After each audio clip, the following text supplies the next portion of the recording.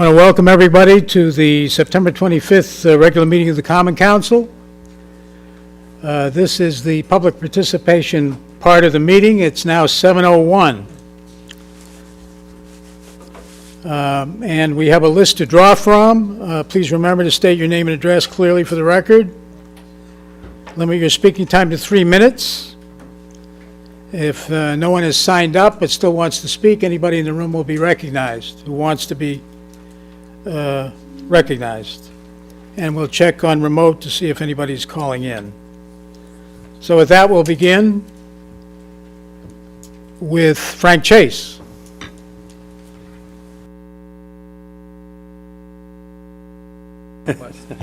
I'm old.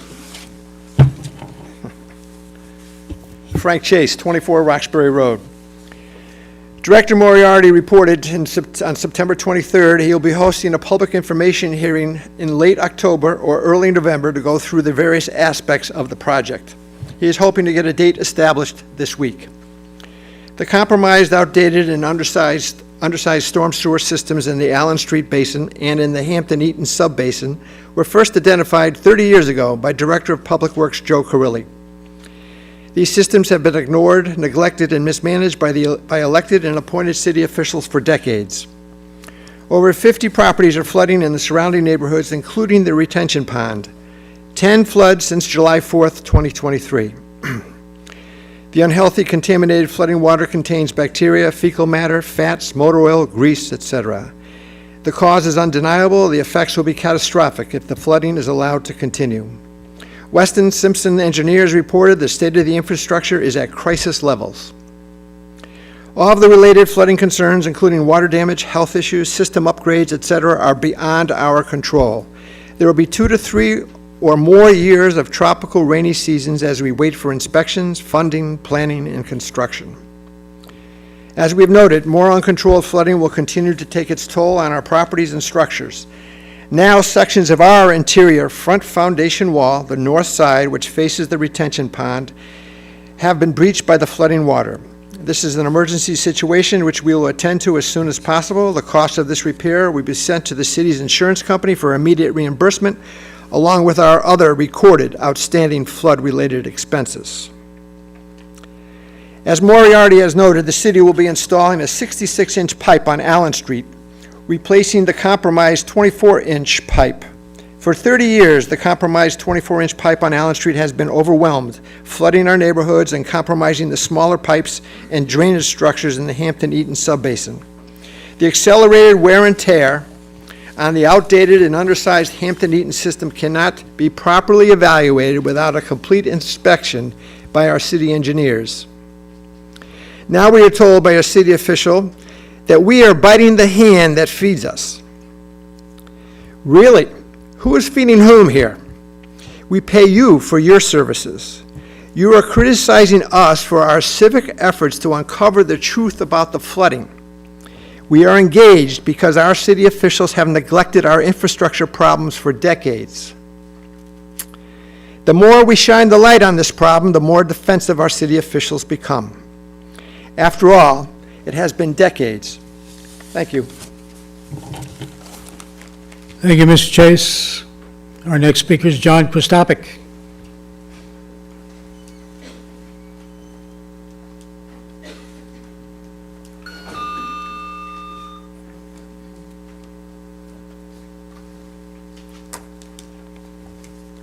John Kristopic, 292 Linwood Street. Good evening. Media companies are being pressured to restrict internet activity for children. Maybe they should include former mayors.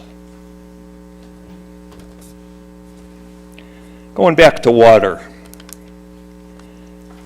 our most recent water bill. Now it has a post office box in Woburn, Massachusetts. That's after a Hartford, Connecticut post office box, and then a New Britain, Connecticut post office box. Who we paid a bill to, it used to be the Board of Water Commissioners, then the New Britain Water Department. Now it's the city of New Britain. Just curious. Was it my understanding from the last Common Council meeting that the work approved for the Overlook project fixes deficiencies in the present system, but does nothing to prepare for the future, which is happening right now?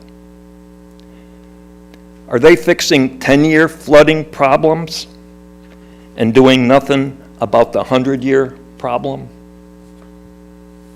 Just curious. Thank you very much. Thank you, Mr. Kristopic. Our next speaker is Amy Bazarski.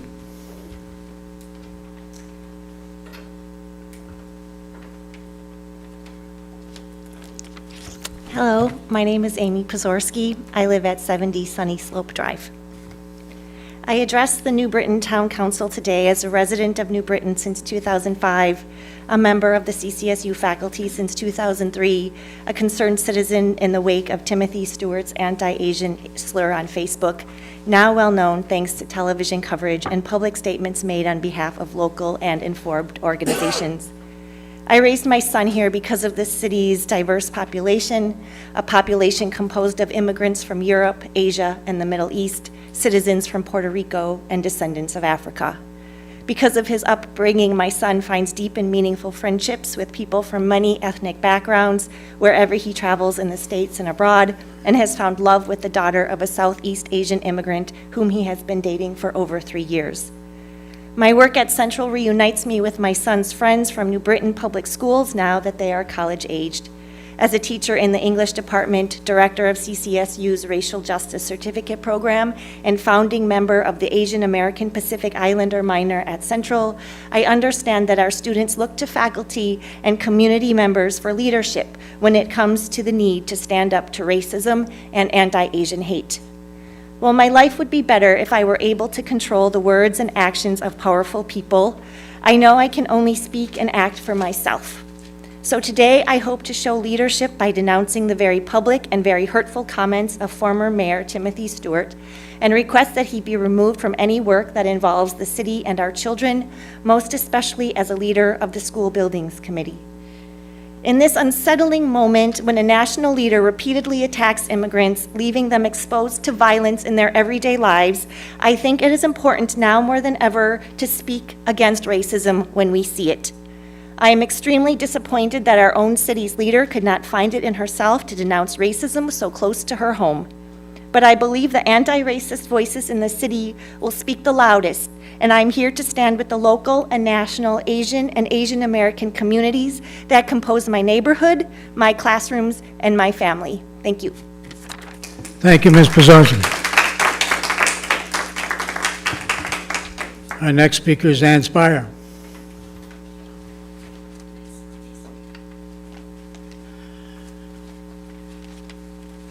Good evening, everyone. Ann Spire, 13 Audubon Street, New Britain. I'm here tonight condemning racism. It is again spread over New Britain by a former mayor, Timothy Stewart. Racist hate speech, even masquerading as a joke, cannot be tolerated or even ignored. The latest remarks targeted the Asian and Haitian communities with false, dehumanizing narratives. In other years, this same person has attacked congresswomen with misogynistic slurs, and the residents of a New Britain neighborhood have been referred to as inmates. Mr. Stewart may be gone from the School Building Committee, but his name continues to appear over the community room at the New Britain Police Station, and it needs to go. The community room of our police station should be a place where all our residents, all our guests feel welcome, comfortable to gather together. Certainly, a place without a trace of bigotry. If you want my recommendation for a different person who would deserve the honor, rename the room for Chief Wardwell. He was respected and respectful of all throughout the city. He deserves the honor. Thank you. Thank you, Ms. Spire. Next speaker on the list is Bill Shortell.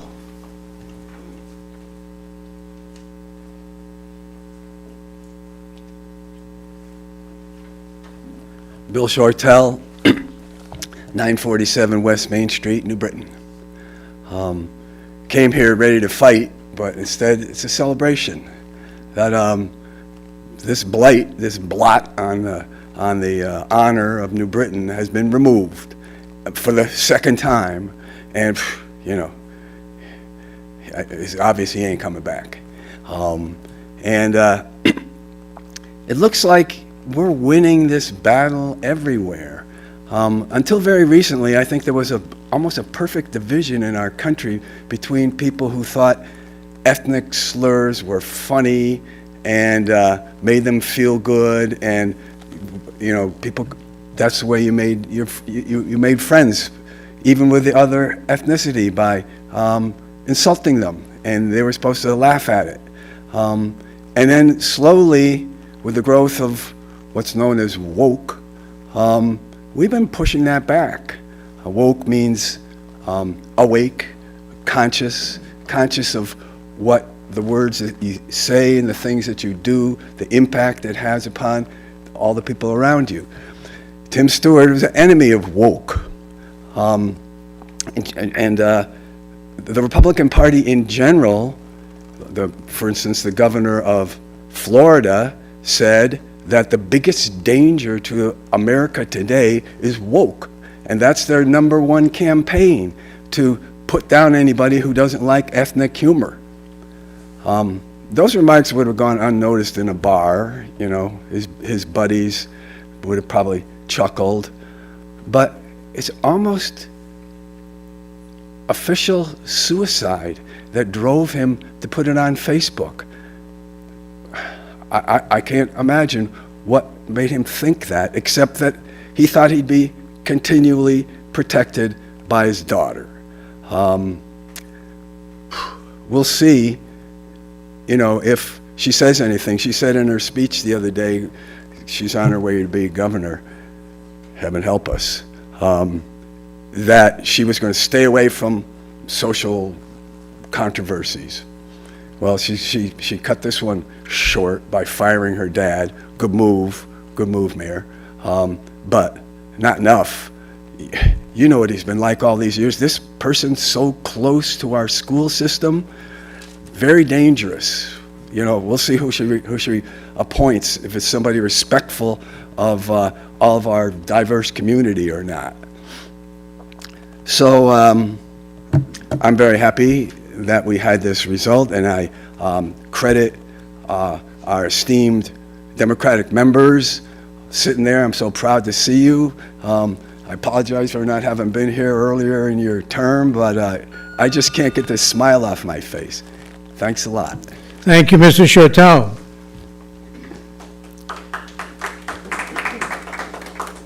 I have no other names on the list. Let me check remotely. Anybody? No callers. Is there anybody else who would like to speak to the council? I see Mr. Centeno stepping forward.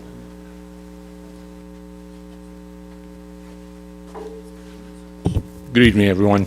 Roy Centeno, 289 Slade Road, former Common Council member. And thank you for your service, everybody on the council. You know, it's 2024. And we would think that prejudice no longer exists. But it does, unfortunately. I can remember the first time that I was called a spick. And I remember the last time I was called a spick. And it's still with me to this day. But you know, what's more sadder is when our leaders don't denounce it when they have a chance. And it doesn't matter who says it. It has to be denounced. Because if not, obviously, and it's just like it was mentioned, nationally, these, I can't think of them as leaders because they're not denouncing what is clearly wrong. And we could have our differences of opinion politically or otherwise, but we have to have respect for each other. And it starts at the top. So I encourage the mayor to do what she has to do. Thank you. Thank you, Mr. Centeno. Any other speakers? Any others? Any others? Can't see me walking? Am I not big enough? Paul Catanzaro, 250 Hillhurst Avenue. I'm not going to talk about that subject because it's a waste of time. I'm here basically to say, I'm going to offend some people here, and I could care less. Know your job. Know why you're here, and know how to do it. I watched from home the meeting. We talked about the ceasefire. 2.5 hours. Really? Really? Every city in the country could have passed a resolution. It's not going to mean a darn thing. It's a military issue, national safety. We're not getting any of that money, folks. There's enough issues here that you should be taking care of. You want to do a press conference? Absolutely. That we denounce it. No problem. Not on a council floor. I've heard so many people say, well, my constituents wanted me to do that. You can campaign all you want and which side you're in. Once you're in those seats, you represent 70,000 plus people from every race, creed, color, or political background. The Dems don't just represent the liberals, and Republicans don't just represent the conservatives. That's not how it works. There's 15 of you here to represent 70+ thousand people. So your job is when a constituent talks to you about something, is to filter it. Is that something we can do, should do, or will do? And you explain that to them. Because if you're going to bring up to the floor something every group wants you to, you know what you're going to accomplish in 2 years? This. I'm sorry I sound angry, and I get it. It's not all your fault. When I was on, I had elders to teach me. You didn't have that. You have no senior members to explain to you how the process works. I know what you're trying to do, and I understand that. But we can't fix everything. We take baby steps, but New Britain comes first. That's why you're elected here, to take care of the things in the city. That's all I have to say. Thank you, Mr. Chairman. Thank you, Mr. Canzero. Any other members of the public wish to speak?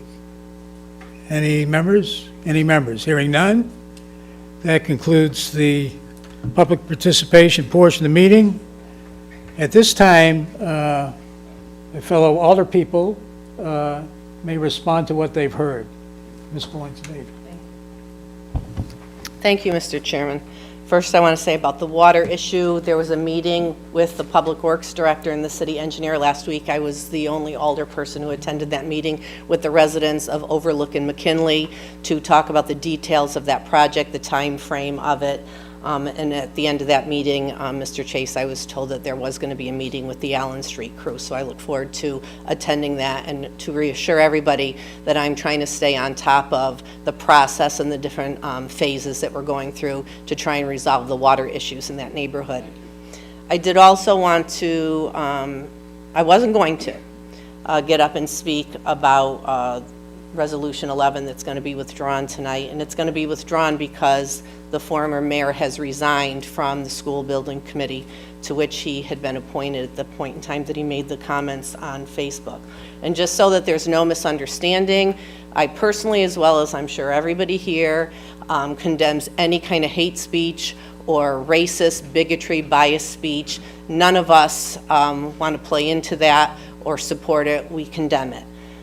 Having said that, I want to say it's not just about race or ethnicity. I have 2 autistic children, and in my entire political life with professional people, whether they were Republican or Democrats, because it seems to be people are assuming that only Republicans make these missteps with their language, people have used the word retarded in front of me on a regular basis. And they were using the word inappropriately because they were using it to slander somebody because they thought someone was behaving foolishly or made a bad choice, and they used the word retarded. And I will say, it doesn't matter what political affiliation you are with, people make bad choices and use bad and poor language, misguided language at times. So I don't accept the commentary about it's a Republican thing. It's not a Republican thing. It's people making bad comments. I also want to say that we cannot engage in selective outrage. Either we stand firmly against hateful behavior and hateful speech, no matter where it comes from, Democrat or Republican, or we don't stand for it at all.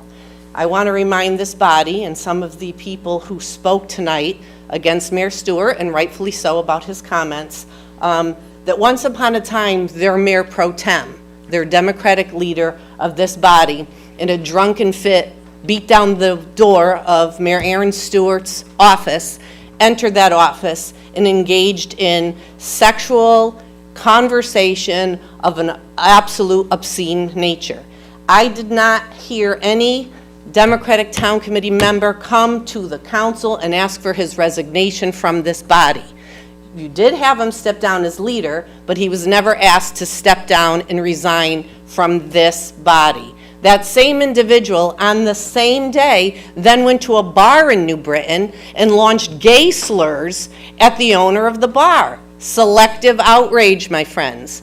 And I'm looking at some of you in the audience who know exactly who I'm talking about and were actively part of the Democratic Town Committee. Some people are elected here tonight too, who are actively part of the Democratic Town Committee when this absolutely obscene, outrageous behavior occurred.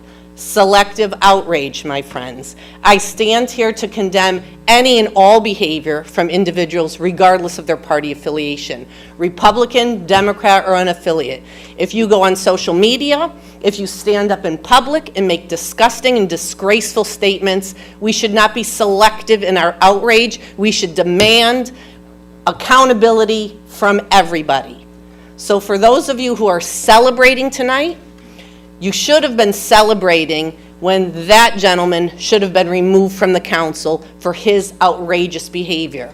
What is good for one, and accountability and standards that are held for one person, need to be held for another person. And you cannot say that being on the school building committee has any greater leverage than being elected to the city council and being allowed to stay as a member of the city council after using vulgarities towards the mayor in a very aggressive manner, and then taking that act on the road and going and using gay slurs in a public place. So I just want to use my moment in time to say I condemn it all. I do not engage in selective outrage. Neither should you. Thank you.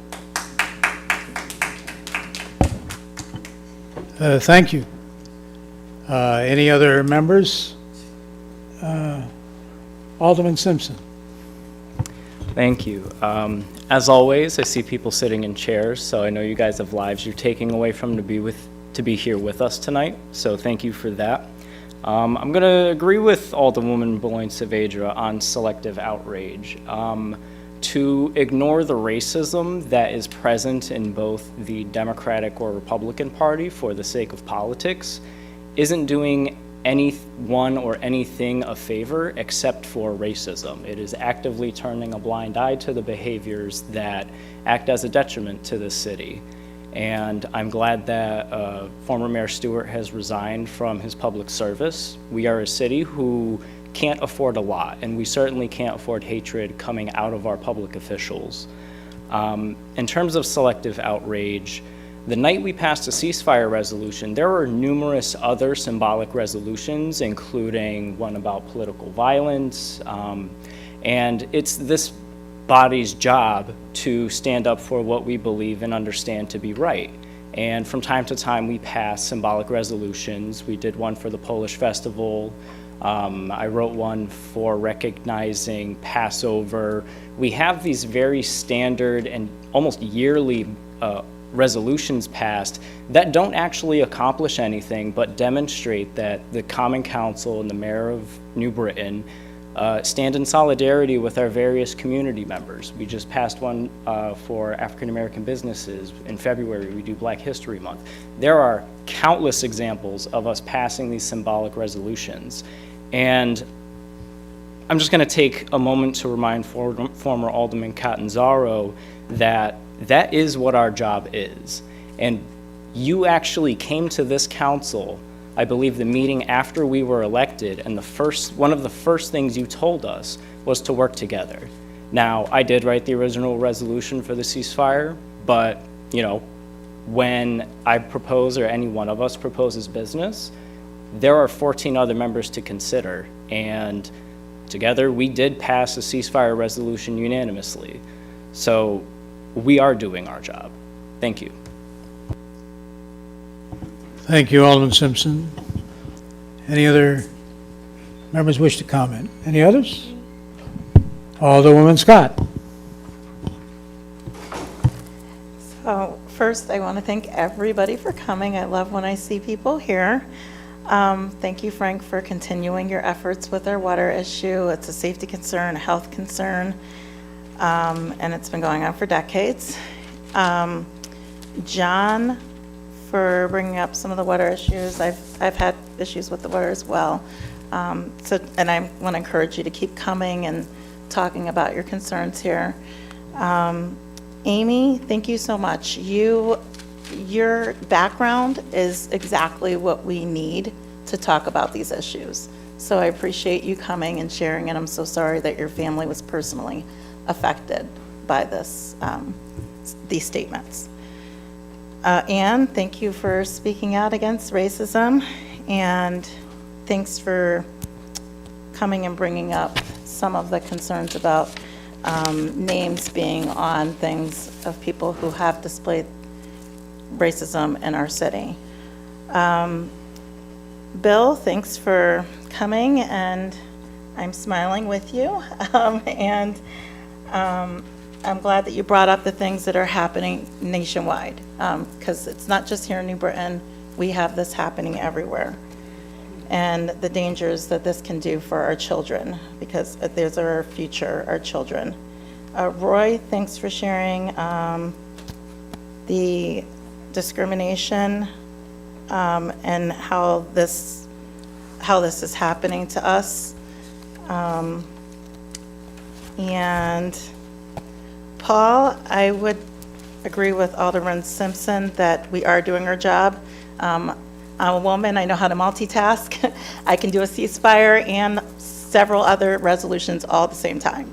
I'm used to it. So we know, and we want to hear everybody's voice, and we want everybody to be seen here. It is important. It's not a waste of time.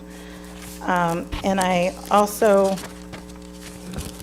want to say to Alderwoman, I hope I say your name right, that I agree with you as well. Like, I don't want anybody saying anything out of line to anybody. And I'm sorry that your child has been, that they've said these things about him too. I won't even say that word out loud.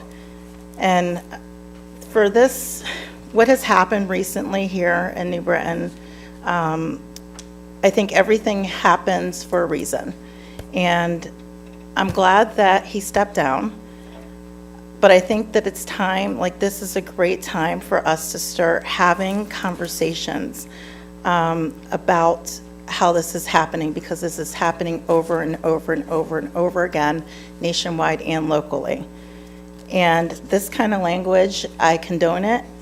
I am against anything that's not for building our communities up and building them together without fighting.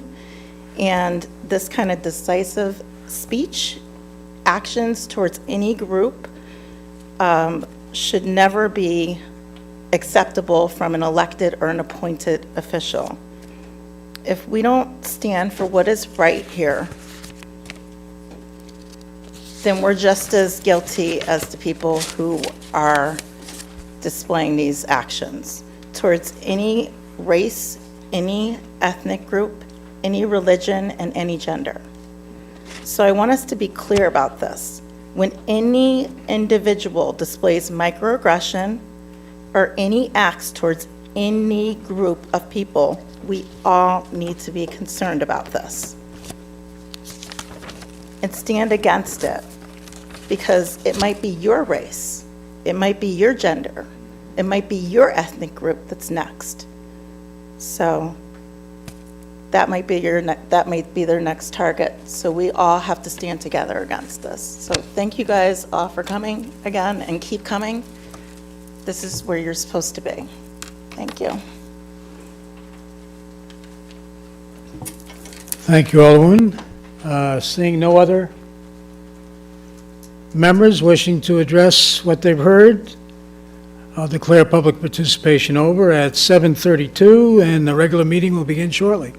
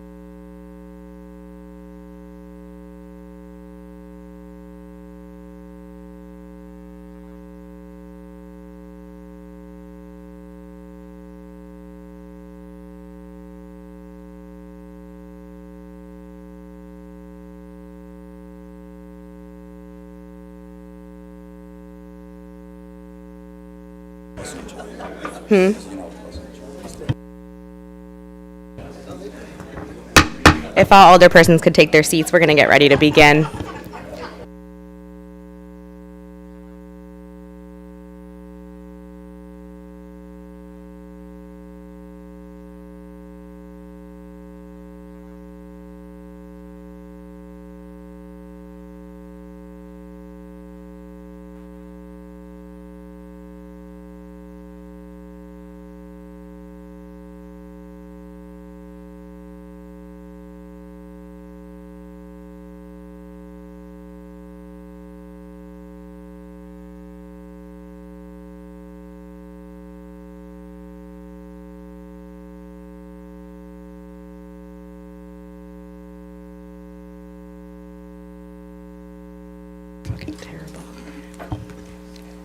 I'd like to call this regular meeting of the New Britain Common Council to order. The time is 7:41 p.m. Mr. Clerk, will you please call the roll?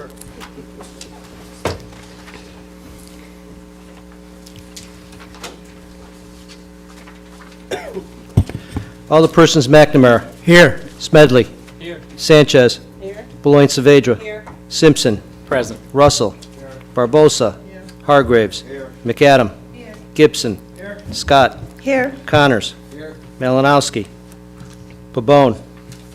Santiago. Present.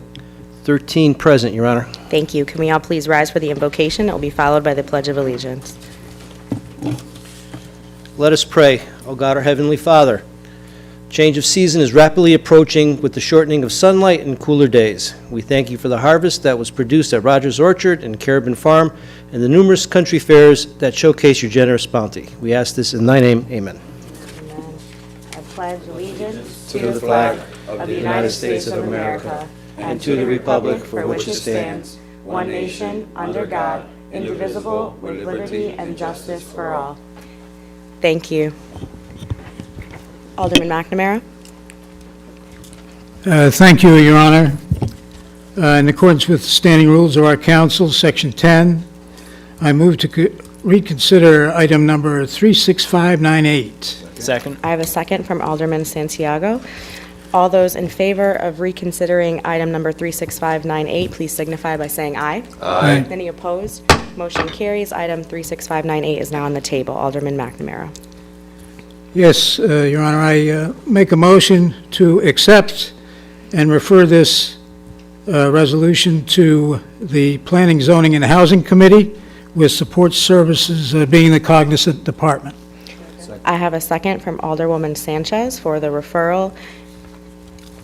And briefly, last month, council approved 2 bids for on-call electrical, HVAC, plumbing, building, masonry, interior repairs and supplies for city and school board buildings.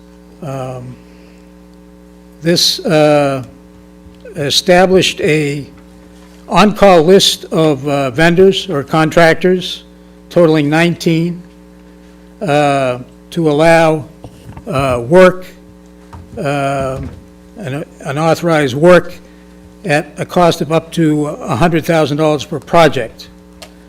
I'd like to, since this appears to me to be a new way of doing business, and the city charter stipulates that there are minimum bids required that have to come back to the council, I'd like to engage in a thorough vetting of this resolution by referring it to committee. And so I move referral. Thank you, Alderman McNamara. Do any alderpersons have any questions on this item? Okay, we'll take a vote to refer it to committee. All those in favor, please signify by saying aye. Aye. Any opposed? Motion carries. The item's been referred back to AFL. I have no minutes this evening and any amendments to the agenda. Yes, Your Honor. I make a motion to amend the agenda by withdrawing item number 11. I have a second from Alderwoman Sanchez. Any questions or comments? Mr. Clerk? Alderpersons McNamara. Aye. Smedley. Yes. Sanchez. Yes. Beloin Saavedra. Yes. Simpson. Yes. Russell. Barbosa. Hargraves. McAdam. Gibson. Scott. Yes. Connors. Santiago. Yes. 13-0, Your Honor. Motion carries. Mr. Clerk, I see quite a few petitions this evening. Yes, Your Honor. Petitions 1 through 7 are from Alderman Smedley regarding amending various sections of the zoning ordinances. Take them all together, because they're all going to the same place. They're going to go to City Plan and the Zoning Committee. Yes. Items 1, 2, 3, 4, 5, 6, and 7. Correct. Okay.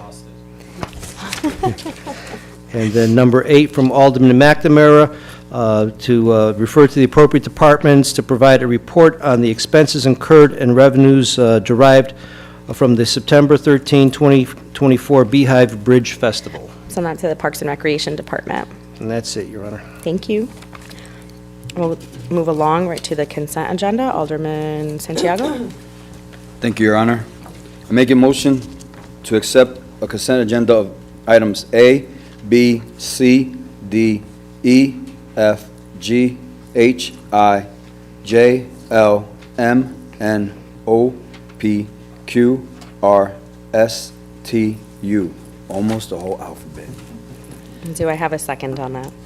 Second by Alderwoman Sanchez. Are there any questions or comments on the consent agenda, items A through J, L through U? Seeing and hearing none. Mr. Clerk, please call the roll. Alderpersons McNamara. Aye. Smedley. Sanchez. Beloin Saavedra. Yes. Simpson. Yes. Russell. Barbosa. Hargraves. McAdam. Gibson. Scott. Yes. Connors. Santiago. Yes. 13-0, Your Honor. Motion carries. I believe Alderwoman Saavedra, item K. Yes, I make a motion to accept item K, Your Honor. Second from Alderman Santiago. And I just thought maybe Mr. Gaston could come to the podium. It's self-explanatory, but I just thought it was too important to pass on a consent agenda without actually discussing what early voting is going to look like here in the city of New Britain. So if you wouldn't mind, Mr. Gaston, just to kind of summarize what this says, so that people who might be watching our meeting understands what early voting looks like. Can you just turn your microphone on, Mr. Gaston, the little... Thank you. Thank you. Good evening, Alderwoman, Mayor, and Aldermen and Alderwomen. Peter Gostin, Republican Registrar of Voters. The early voting location, which is now being put into play according to state legislative law passed last year, we will now have 14 days of early voting beginning October 21st. That's a Monday running through Sunday, November 2nd, and November 3rd, and that will be held at the New Britain Senior Center. We've selected this location as we did for the August and earlier April primary because it's fairly central to the city. It's well known where to go, and it has enough room, at least for the other two primaries, to handle the very small turnout that it turned out to be. We do expect a little bit larger turnout this time, especially over 14 days, and we'll be moving the operation to the larger room that is our normal polling location on Election Day at the Senior Center. And the hours are various. They are listed on our website under registrars, and primarily it's 10 to 6 virtually every day, with the exception being the Tuesday and Thursday prior, the week prior, which will be 8 to 8. So there's ample opportunity for voters to come out if you are registered. If you are not registered, there's something now that's also new called same-day registration, which you can then register and obtain a ballot and vote that same day. There's no delay as there was in a primary. So, primarily that is everything that we will be doing. Our office, we decided against 2 locations. Number one, the cost is pretty exorbitant as it is, but that wasn't the main driver. The primary reason was that we had a very difficult time trying to find another location in the city. Most of our polling locations are either halls, church halls, which of course are not going to be utilized, or some other kind of school, which of course we can't utilize for 14 days, let alone one. So we felt that though it was a very light turnout in April and August, we could handle, with a bigger room, we could handle everything that would need to go on in that area. We will probably hire upwards of 10 or 11 people per day to handle the traffic. So we believe we're going to be well prepared, and we urge the citizens to come out. If you want to avoid the very early lines on Election Day, then come on out during any one of those 14 days, exercise your right to vote, and we'll be glad to see you. So, through you, Your Honor. So, Mr. Gaston, just so that there's no confusion, if someone shows up and they want to register and vote that day, what type of identification do they need to become a registered voter? Okay, they will need some kind of valid ID, such as a driver's license, perhaps their social security numbers, the last 4 digits of it, some other kind of document that would be pre-printed with their name and address on it, government, correspondence, bank records, things like that. A bill coming in the mail, perhaps? Yes, Something. yeah, but they would also, that also can serve as a residency requirement, because for those who are not registered, they need to provide not only ID, but residency, proof of residency. Okay? So just so that everyone who's watching knows, it will be at the Senior Center. It'll be for 14 days. Correct. From the 21st to November 3rd. And the process is a little different than when you go to vote on Election Day. This is more like an absentee ballot process than it is feeding your ballot into a machine, correct? It's actually a different way.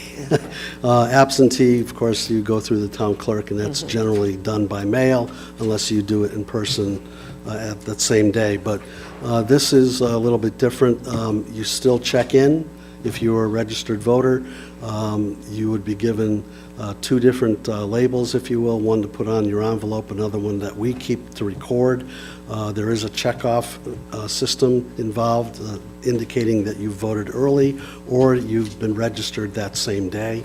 And then you would get a ballot, but you'd fill it out and then put it into an envelope, which, to your point, is like an absentee ballot process. And then you would put it through our ballot box. You do not put it through a tabulator. Okay? Very good. Well, thank And you very then- much. I just thought it was important to sure. have that discussion. Appreciate it. Thank you, Your Honor. Thank you. Any other questions? Okay, all those in favor, please signify by saying aye. Aye. Any opposed? Motion carries. Item number 1 this evening, Alderman Smedley. Thank you, Your Honor. I make a motion to accept and adopt resolution number 1. Second. I have a second from Alderwoman Saavedra. Thank you, Your Honor. If I may, first, I want to welcome Professor Farish and her journalism class to the council chambers.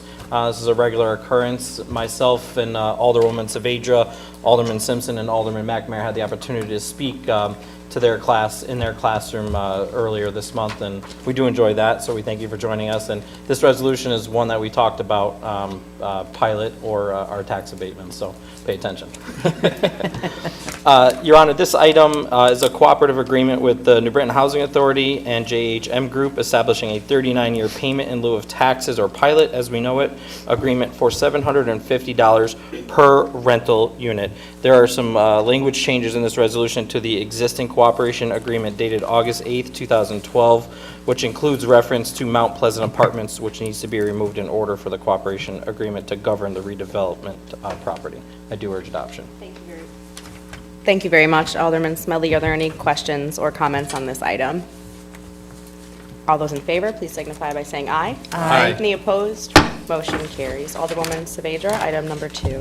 Thank you, Your Honor. I move to accept and adopt item number 2. I have a second from Alderman Hargraves. This is one of the many zoning amendments to our ordinances that we have coming down to clean up language, and this particular one removes caretaker's dwelling as a use in the RO district. It was discussed in committee, and Mr. Benjamin is here if anyone has any questions, but I urge adoption. Thank you, Alderwoman. Are there any questions or comments on this item? All those in favor, please say aye. Aye. Any opposed? Motion carries. Alderman Gibson, item 3. Thank you, Your Honor. This resolution is to amend the sections of the zoning ordinance to establish requirements for named building signs in central business district. This resolution was discussed in committee. It has language changes, and if there's any question, Mr. Benjamin is here to answer those. Thank you. And I urge adoption. I make a motion. I have a second from Alderman Santiago. I didn't catch it. It's okay. Are there any questions or comments on item 3? All those in favor, please say aye. Aye. Any opposed? Motion carries. Alderman Smedley, item 4. Thank you. I make a motion to accept and adopt item number 4. Second. Second from Alderwoman Saavedra. This resolution is to amend the sections of zoning ordinances to adjust dimensional standards and parking requirements in multifamily districts, including the T, A1, A2, and A3 districts. I do urge adoption. Mr. Benjamin is here if there are any further questions. Thank you, Alderman Smedley. Are there any questions or comments? Alderman Santiago. Thank you, Your Honor.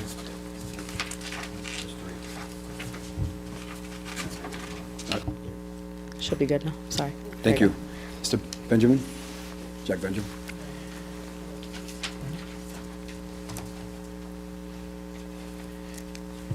We did have discussions in the committee. There's one clarification that we just want to Sure. make sure, is that any previous built does not have any... Yeah, this will be doesn't grandfathered affect in. built Correct. structures. This is Okay. for future This is development. more future. Correct. All right, thank you.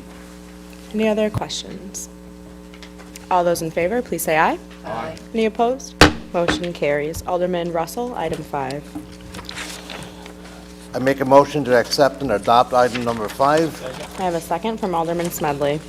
This resolution was discussed in the committee, and the language was amended to clean up the ordinance, and I urge its adoption. Thank you, Alderman Russell. Any further questions or comments on item 5? All those in favor, please say aye. Aye. Any opposed? Motion carries. Alderman Gibson. I make a motion to accept and adopt item number 6. I have a second from Alderman Hargreaves. This resolution is to amend sections of the zoning ordinance to allow a roof porch to project up to 8 feet into the required front yard. This was discussed in committee, and I urge adoption. Thank you, Alderman Gibson. Any questions or comments? All those in favor, please say aye. Aye. Any opposed? Motion carries. Alderman Russell, item 7.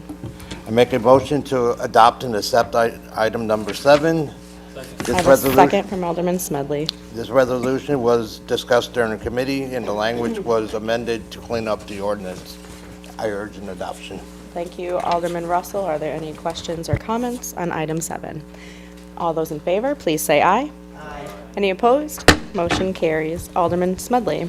Thank you, Your Honor. I make a motion to accept and adopt resolution number 8. Second. I have a second from Alderwoman Beloin Saavedra. This is also an amendment to Chapter 25 of the Code of Ordinances regarding accessory dwelling units. Pretty much just eliminates a new section that was determined to be not needed in this resolution. Thank you.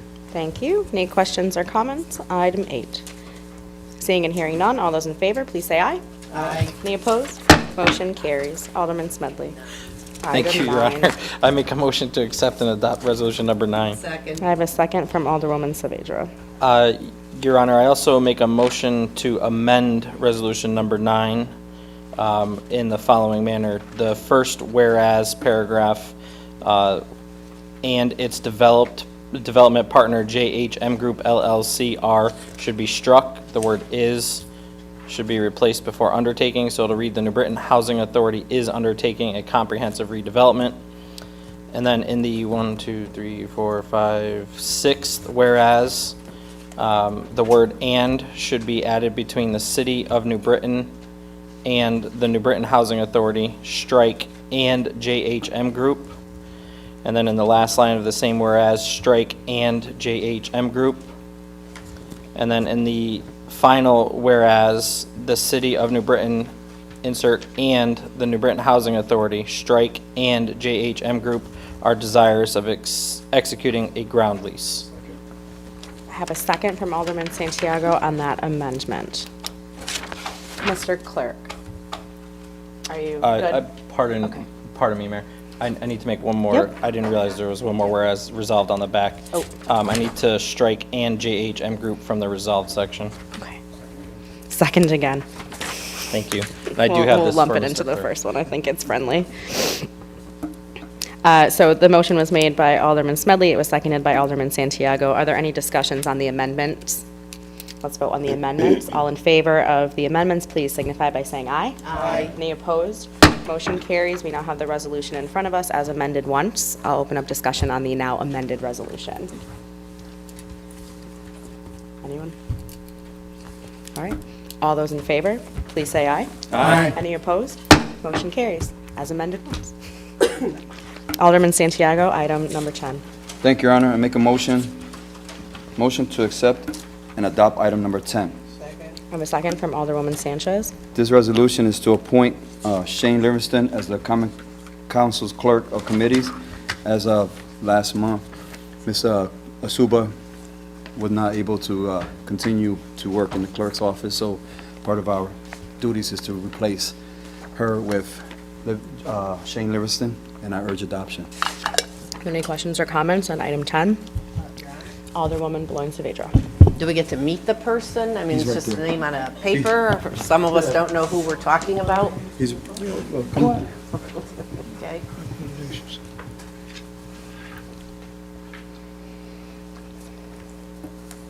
So I did reach out to Alderman Santiago to ask him a few questions, just thinking that it would be nice for the council to understand who was going to come in, and you're asking us to vote for you for, a paid job for the council. We'd just like to know a little bit about yourself. Absolutely. My name is Shane Livingston. Good evening, everyone.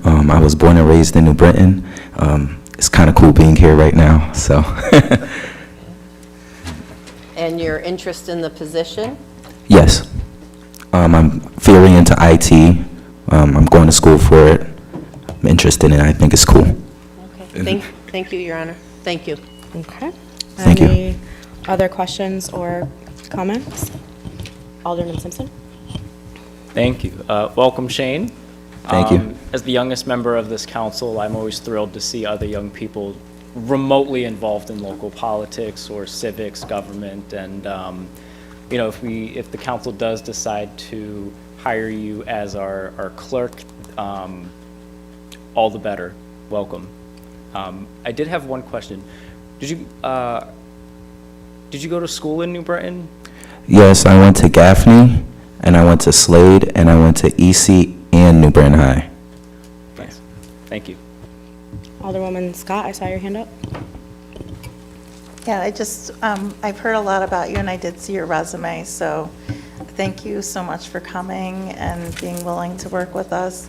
I know you worked for the schools, so I think, that's wonderful. You grew up here in New Britain, and I think you're definitely a qualified candidate. So thank you so much for Thank you. offering to come. Thank you. Your Honor. Alderman McNamara? Shane, as the oldest member of the council, I want to welcome you as well. Thank you. Alderwoman Beloin Saavedra. This has nothing to do with you. Wonderful that you're a lifelong New Britain person who went to school. I heard Alderwoman Candace Scott say that she saw his resume. The Rudd Caucus was not provided with that information, and there is a breakdown in communication. If this gentleman's going to be hired and service the entire council, then the entire council should have been provided with that resume. That is not on you. That's on the council who didn't share the information with us. So I just object on the point that should have been shared with us. Thank you, Your Honor. I saw Alderwoman Barbosa's hand up. Shane, can you just give us a little bit about your background, what you do, what you currently did, what draws your interest in this position? Well, after I graduated high school at New Britain High, I started working in HRA immediately after graduating. So I've been working with children my whole adult life. Then I transferred to the school system, and I was at Lincoln, and I'm at De Loretto. Then over the summer at the summer school, I was working at New Britain High. I coached at PAL for a couple of years, the flag football system. Yeah, that's about it. Since graduation, it's just been kids and meeting, getting to know, and building relationships with our families. It's really important to me. So, Thank you. thank you. Any other alderperson have any questions or comments? Okay, all those in favor, please say aye. Aye. Any opposed? Motion carries. Item number 11 is withdrawn, and item Thank you. 12, we'll move on to Alderman Connors. Good evening, Your Honor. Good evening. I make a motion to accept and adopt item number 12. I have a second from Alderman Simpson. Thank you. This resolution provides for the acceptance of a one-time grant from the Connecticut Secretary of State pursuant to Public Act 2481 to cover costs related to implementing early voting in New Britain. The city will receive $14,968.68 distributed according to a formula outlined by the Secretary of State. It's paid for through the Secretary of State through a one-time grant. This resolution will ensure New Britain has the necessary funding to implement early voting, covering expenses of labor, printing, location-related costs, and equipment or supplies. Finance Department will make the required line item transfers, and for these reasons, I urge adoption. Thank you. Thank you, Alderman Connors. Any questions or comments on item 12? Your Honor. Alderwoman Beloin Saavedra. Mr. Gaston, can you come forward, please? And could you just talk a little bit about what this means, us being a pilot and having this grant come and using new equipment? Thank you, Alderwoman. Thank you, Alderwoman. First off, this is not part of the pilot program. No, that's the next one. So, okay, but that's okay. What this is a follow-up from the General Assembly, who last year gave every single municipality, regardless of size, $10,500 to implement early voting in April. Okay, as you could well imagine, towns like New Britain were very well shortchanged, and a town like Beacon Falls got a windfall.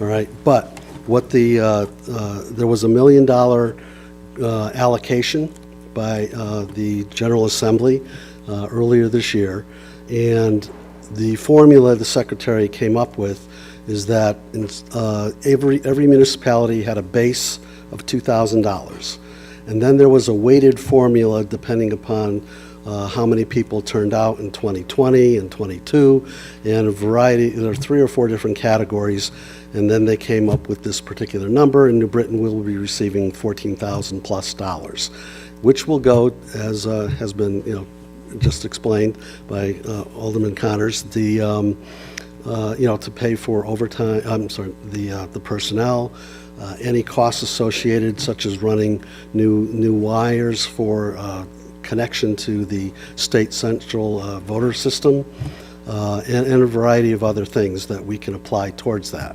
Will it be enough? No, but especially not for 14 days. But at least it's a start, okay? And then the city, of course, is going to have to come up with the rest of it. All right. Is there anything further regarding the allocation? I'm ahead of myself. I'll wait till the next one. I'll just stay here then. Thank you, Your Honor. Thank you. Any other questions for Mr. Gaston on this item? Okay. All those in favor, please signify by saying aye. Aye. Any opposed? Motion carries. Alderwoman Sanchez, item 13. Thank you, Your Honor. I made a motion to accept and adopt item number 13. Second. I have a second from Alderman Smedley. This resolution is a lease agreement with the Secretary of the State's office for new voting tabulators, and read like this: to her owner, the mayor, and the common council of the city of New Britain, the undersigned beg leave to recommend the adoption of the following. Whereas the Register of Voters Office has entered into a 10-year lease agreement with the Secretary of the State's office for new voting tabulators beginning with the November 5th, 2024 general election. The cost for this lease agreement is for $1. And whereas the agreement, all terms, condition, and list of the equipment, see copy attached, so I guess everybody has one, is the result of New Britain being selected as one of 10 municipalities across the state of Connecticut to take part in the Secretary of the State pilot program with election services and systems. They provided for the new tabulators, and whereas the new tabulators will be made available to every municipality in Connecticut beginning in January 2025, and now therefore be it resolved that the city of New Britain enter into a 10-year lease agreement with the Secretary of the State's office for new voting tabulators beginning with the November 5th, 2024 general elections. I urge adoption. Thank you, Alderwoman Sanchez. Any questions or comments on this item? Alderwoman Beloin Saavedra.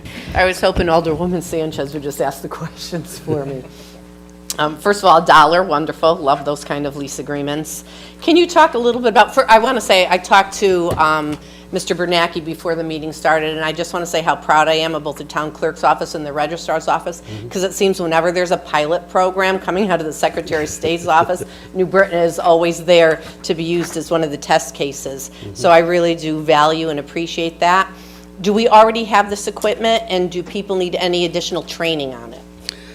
We received the equipment last week, and we will begin training on it as a one-day pilot from the company, which is ES&S election systems and software. They will be training our moderators and assistant registrars this Friday on it. We received 49 machines, which is a couple more than we actually have right now, so that's to the good. And there will be improvements, especially at the back end, in terms of reporting, the quickness of those type of things. Eventually, the state legislature, I think, is going to need to adopt certain ways that we can report end-of-night reporting for results. It's still a little bit laborious, but hopefully this will streamline it a little bit. However, the new machines are a welcome replacement for what we currently have. One of the reasons I jumped at the chance back in August, right after the primary, we were contacted to see if we would be a pilot town or municipality. And I said, absolutely, yes, we're interested. It took a couple weeks for them to get back to us, but we were accepted along with 8 other municipalities for a total of 9. And the current tabulators that we have were not performing well. All right, we had a few more go down in August. We had a hand count, some of the ballots. So I figured, that along with a number of others, there are no more parts for the current tabulators. I figured this was a good opportunity to look and see what we can do. Now, I had viewed these tabulators along with another competing company back in April and in last December when they were at the Capitol. This particular company was selected, and it's very, very much similar to what we do now. The voter is not really going to see much difference other than the physical nature of it. It's a little bit more compact, but not by much. And you're still going to put your ballot in, and it'll accept your ballot just like the current ones do now. Okay, so in that regard, it's a smooth transition. It'll hardly be noticed. Okay. Thank you very much. Thank you, Your Honor. Thank you. Any additional questions? Alderman Simpson. Hi, Mr. Gostin, welcome back. Alderman Simpson. Thank you. So I know there's like a whole litany of security checks that have to occur with the current tabulators, the new ones. Can you just outline really quickly what that process looks like? Are you referring to like any kind of cybersecurity issues or other protocols? Yeah, I know the night before there has to be multiple checks on the machines, make sure they're working. Things like power reserves, things like that. Yeah. What does that process look like for these new ones? Generally, a minimum of 2 weeks before the election, we will test and seal every single machine. We run through a test deck, is what they call it, probably 27 ballots of various districts. They'll go through there. We test them, and we already know what the readout should be, so we compare that with what the computer in the tabulator is telling us, making sure that that's correct, and then we provide seals on those machines. We both with what's carried. If they're separated from this machine, one of the nicer things is that these particular machines can actually stay in the ballot box on top of it. Currently, we haven't done that, but this we will, and it can travel in one piece.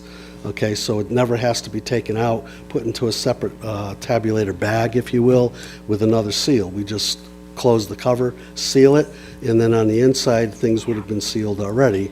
And one of the other things, currently, we use what's called the memory card. It's like a hard disk or something.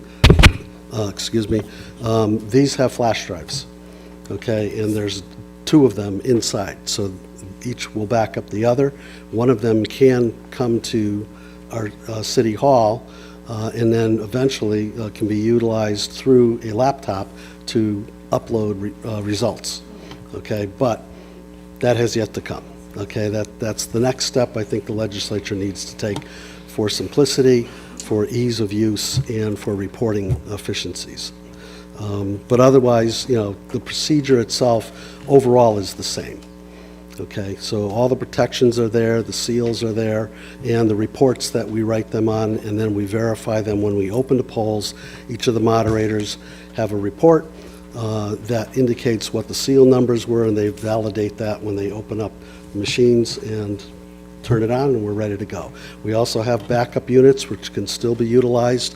That hasn't changed, so that machines are plugged into a backup battery, which is then plugged into an electrical outlet, and therefore, if we ever have any power outages, we have the backup batteries ready to go.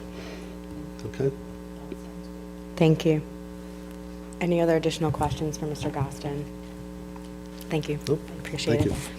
Any other questions on the item? All those in favor, please say aye. Aye. Any opposed? Motion carries. Alderman McNamara, item 14 tonight. Thank you, Your Honor. These are periodic tax abatements, corrections, and refunds to the taxpayer.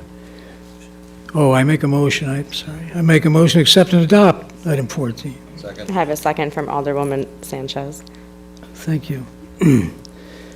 These are July and August refunds, rebates to taxpayers, some $246,000 in properties and $56,900 in vehicles, I believe, and I urge adoption.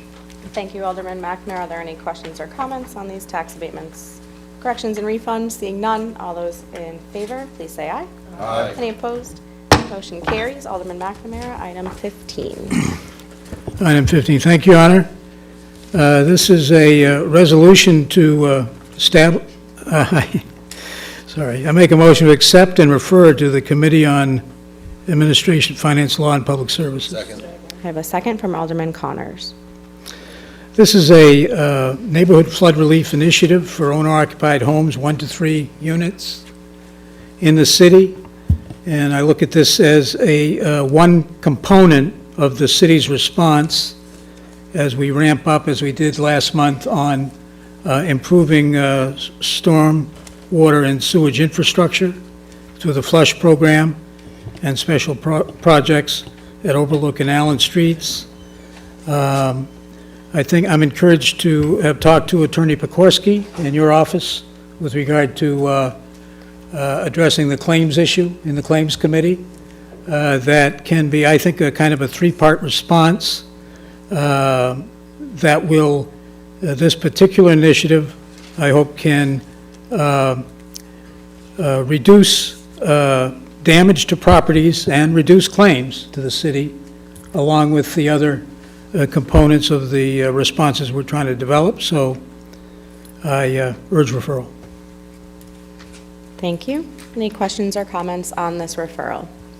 All those in favor, please say aye. Aye. Any opposed? Motion carries. Alderman Connors, item 16. Thank you, Your Honor. I make a motion to accept and refer to a Committee on Administration, Public and Finance and Law, item number 16. Second. Thank you. This resolution provides for a series of budget transfers and amendments to the general fund for Are you sure we want to refer this because of the timeline, the October 1 timeline? Okay. I will continue and then we'll amend. Great. This resolution provides for a series of budget transfers and amendments to the general fund for fiscal year 23-24 based on positive results of budgetary operations reflecting a positive fiscal position for the city. It reallocates funds to several key accounts, including contributions to police pension, fire pension, medical self-insurance fund, workers' comp, and various capital projects such as tax stabilization, school renovation, musical instrument upgrades, road paving, and park infrastructure. This action is required by local ordinances to ensure that no expenditure line item exceeds its budget and to officially close out the books for the previous fiscal year. It's paid for by a positive fiscal result of budgetary operations from the previous fiscal year and will not impact the current budget. This resolution will allow for timely completion of the city's audit in compliance with the state and local laws addressing gaps in pension funding, self-insurance, and the other items I previously mentioned. The deadline for completing this action is October 1st. And lastly, I'd just like to recognize and acknowledge the hard work and effort of Mayor Stewart and our excellent city staff in promoting the fiscal stability represented by this resolution. And for those reasons, I urge adoption. Thank you, Alderman. Alderman McNamara. On the motion, I believe you need to make an amendment to. You just have to restate the motion. If you just restate the motion to accept it. that's Sure. all. I That's would the only thing like to restate the motion to accept and adopt item number 16. And do I have a second on that? Second. A second from Alderman Santiago. Good, Mr. Clerk? Okay, thank you. And now I'll open up. Alderman McNamara. Thank you. I think, is Mr. Perugini here? He certainly is. Hi, where? It's in that weird corner where you With the- can't like see past the. It sits in the same seat every time. Hello, everyone. How are you, Jonathan? I'm doing good. Thank you all. I just have a couple of questions with regard to, help me understand how the allocations from the surpluses, well, first of all, can you talk about the sources of the surpluses that were arrived at year-end '24? Sure, I can go through the highlights if everyone would like. I think it'd be helpful for the council. Sure.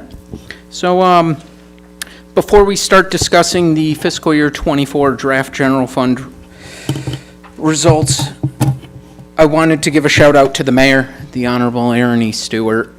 I wanted to thank her for helping steer this financial ship through rocky, uncharted waters to financial stability.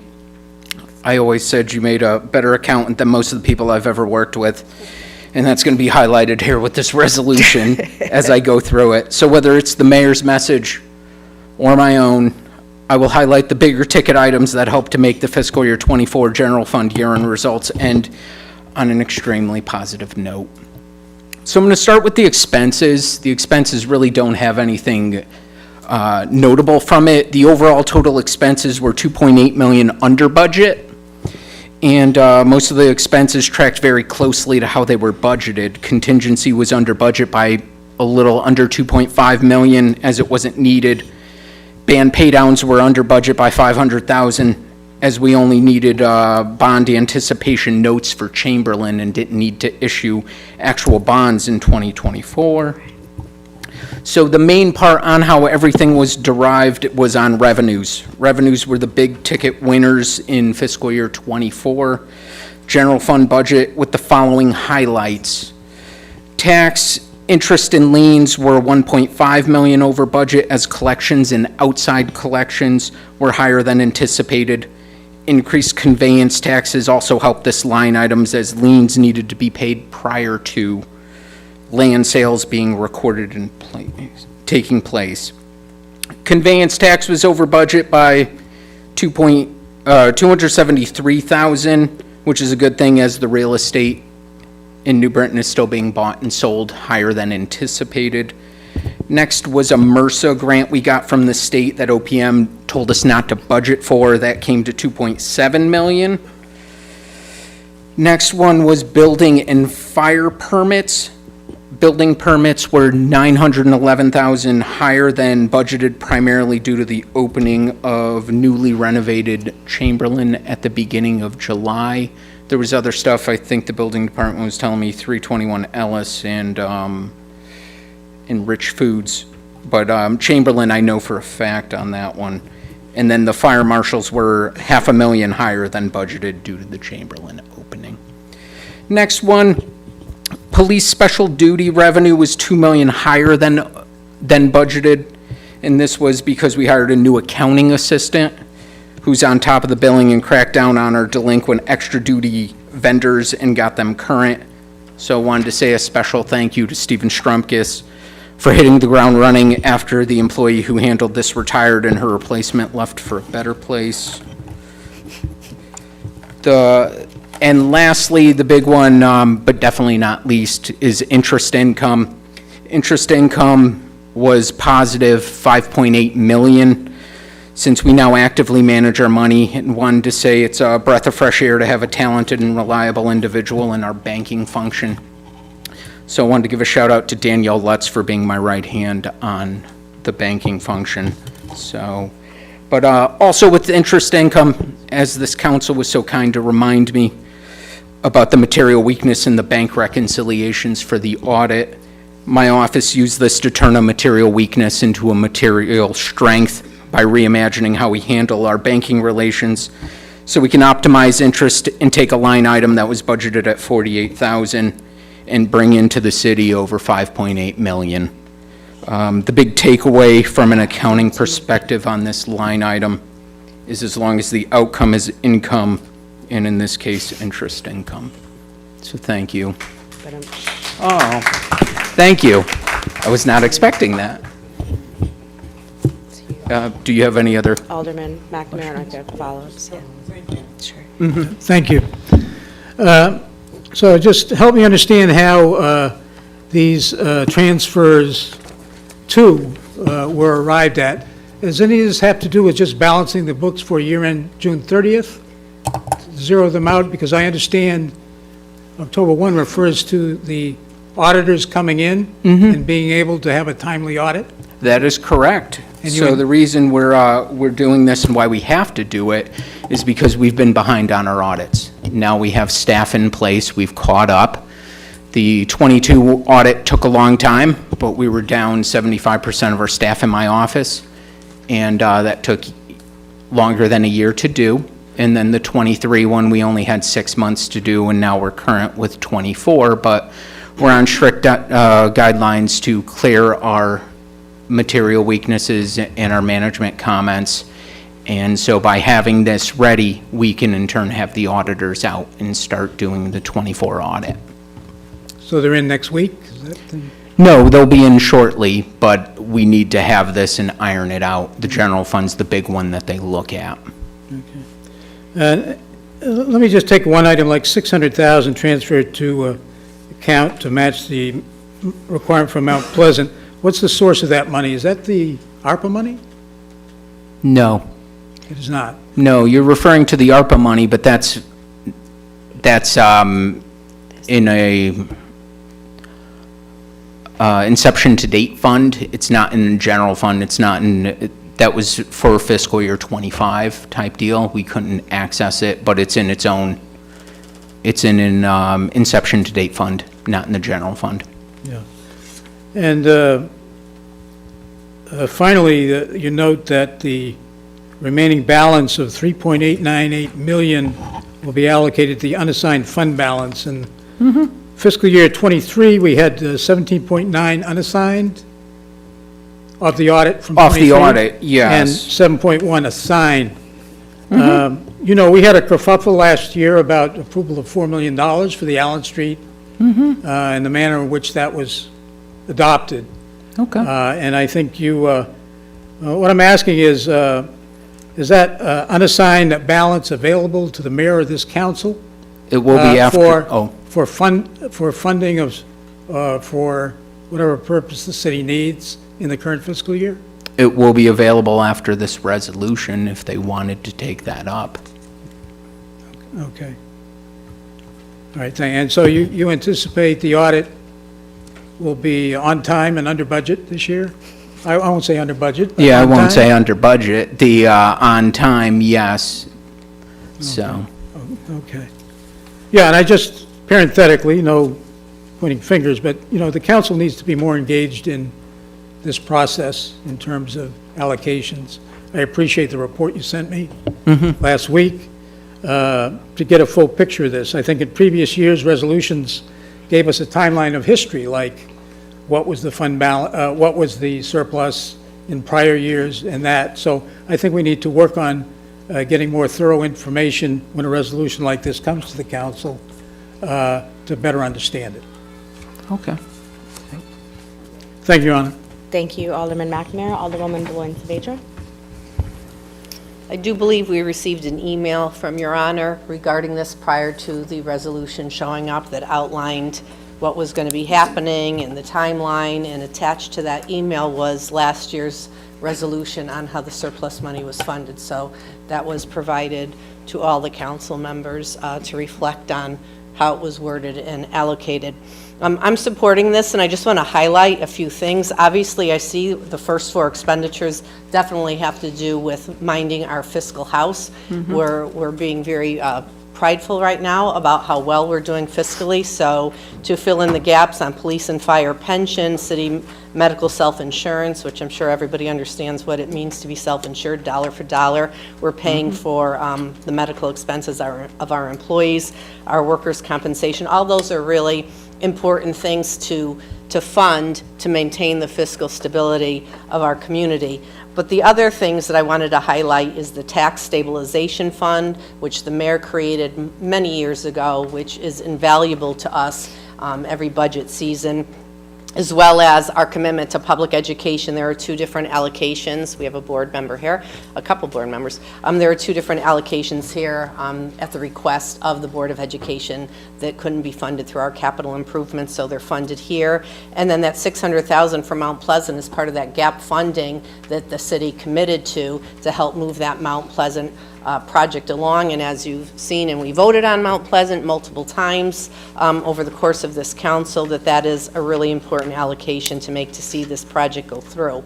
This council is also, because we're an award system, constantly asking about road paving and what roads in our wards are being paved, and typically we'd have to bond for that. There's $2.5 million in here to go towards road paving. So I don't see any willy-nilly projects in here. There are no, it's not a wish list, it's an absolute. And there's $20,000. It made me think of you, Alderman Simpson, because we heard from people about Martha Hart Park and what was going on in the park. And this also has money to do a security gate to help alleviate some of the issues going on at Martha Hart. So there's a lot of really good things in this resolution, important things, both financially and for our citizens based on requests that we received. So I encourage this council to support it and vote in favor of it. Thank you, Your Honor. Thank you, Alderwoman. Any other additional questions on this resolution? Okay, this has to be a roll call vote because of the nature of it, so Mr. Clerk.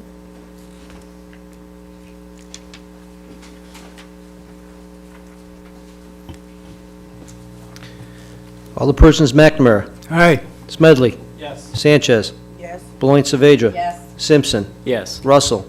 Barbosa. Hargraves. McAdam. Gibson. Scott. Yes. Connors. Santiago. Yes. 13-0, Your Honor. Motion carries. Thank you very much, Mr. Clerk. Item number thank you, Jonathan. Appreciate it very much. Thank you. Alderwoman Scott, item number 17. Thank you, Your Honor. I make a motion to accept and adopt on item number 17. I have a second from Alderman Smedley. So this is for the Recreation Trails Grant, and the City of New Britain submitted an application and was selected to receive recognition for the Trails Grant of the State of Connecticut Department of Energy. For this project, it will be for the neighborhood connections from Eddie Glover Boulevard area to the new Stanley Loop Trail and Stanley Quarter Park. And I think this is wonderful. It's great for our community and recreation, and I urge adoption. Thank you, Alderwoman. Are there any questions or comments on this item? Seeing and hearing none, all those in favor, please say aye. Aye. Any opposed? Motion carries. Alderman Simpson, item 18. Thank you. I rise to make a motion to accept and adopt item number 18. Seconded by Alderman Connors.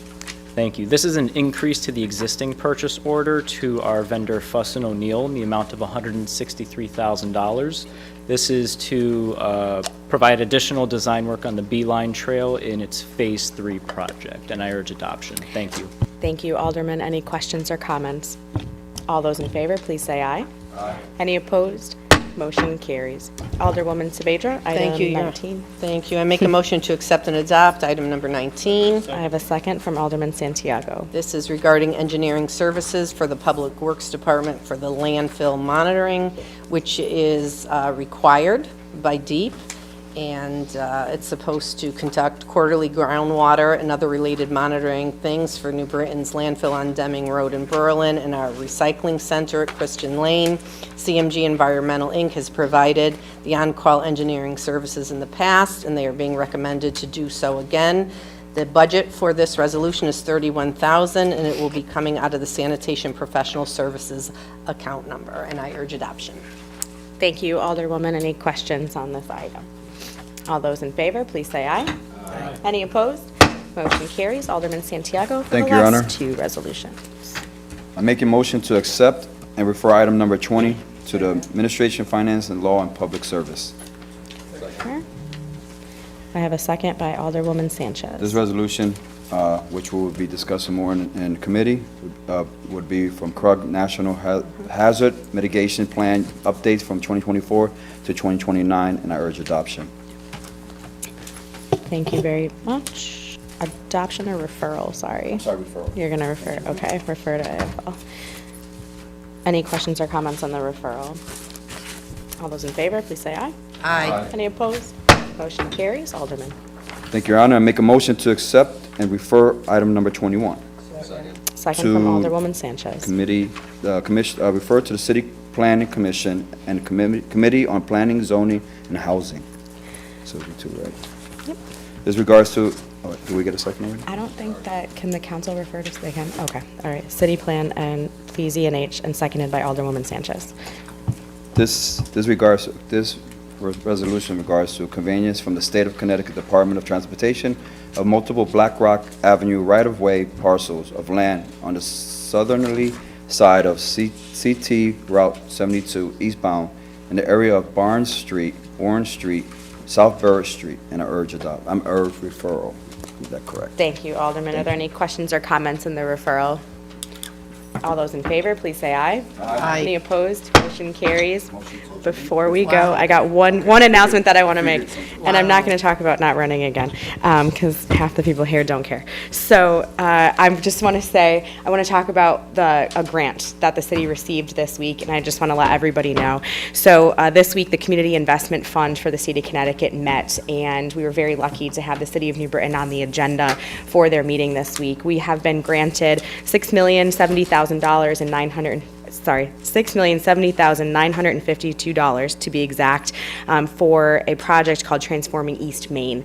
We've been trying to apply for multiple grant sources for a long time now to demolish the old public works yard to make way for redevelopment in that area, but coupling that with the realignment of Route 174, that Z curve that's there, we've been planning for decades to try to fix that traffic nightmare that is there. We can't do that without demolishing the old public works yard and making way for it. So I want to give a big thank you to Speaker Matt Ritter for having many meetings with me to talk about this. Big thank you to Jack Benjamin and Scott Williams for helping put together all of the documentation on this. So $6 million is coming our way to demo and remediate that site. And then there's multiple phases there. The whole application was for $18 million to get everything cleaned up, but this is a great start, and I'm just really thankful, and I wanted you guys to know about that. So yay for us.